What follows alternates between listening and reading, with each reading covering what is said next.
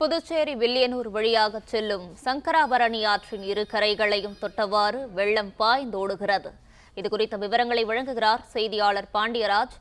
வணக்கம் பாண்டியராஜ், இது குறித்தான முழு விவரங்கள் என்ன பதிவு பண்ணல? புதுச்சேரி அருகே இருக்கக்கூடிய வில்லியனூர் பகுதியில பாலத்தினுடைய மேற்பரப்பை தொட்டு செல்லும் அளவிற்கு சங்கராபரணி ஆற்றில் வெள்ள நீர் அதிகமாக அரித்து செல்கிறது. கரைகளின் இரு புறங்களிலும் இருக்கக்கூடிய ஊர் பகுதிகளுக்குள்ளும் இந்த வெள்ள நீர் புகுந்திருக்கக்கூடிய சூழல்ல காட்டாற்று வெள்ளம் போல இந்த சங்கராபரணி ஆற்றிலிருந்து மழைநீரின் வேகம் அதிகரித்திருக்கிறது.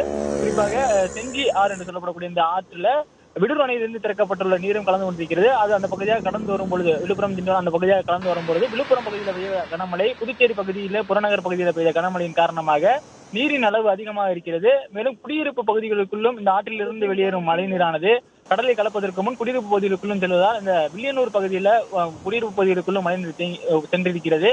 குறிப்பாக இந்த பகுதியில இதுவரைக்கும் கடந்த 10 ஆண்டுகளுக்கு முன்பாக வரைக்கும் இந்த பகுதியில இந்த மழைநீரினுடைய அளவு ஆற்றினுடைய வெள்ளம் பாலத்தினுடைய மேற்பரப்பை தொட்டு சென்றதில்லை என பகுதியினர் தெரிவித்திருக்கின்றனர். ஆனால் தற்போது வரைக்கும் நீரின் அளவு மிகுதியாக வருகிறது.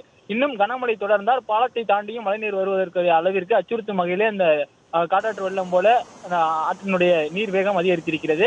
குறிப்பாக பாண்டிச்சேரி மற்றும் கடலூருக்கு இடையில் இருக்கக்கூடிய கடற்கரை பகுதியில் கடக்கக்கூடியது. கடலினுடைய கொந்தளிப்பு அதிகமாக இருப்பதன் காரணமாக நீரை உள்வாங்காமல் இருப்பதால் நீரினுடைய மேற்பரப்பு நீர் மிகுந்து காணப்படுவதாகவும் பகுதியினர் தெரிவித்திருக்கின்றனர். விவரங்களுக்கு நன்றி பாண்டியராஜன்.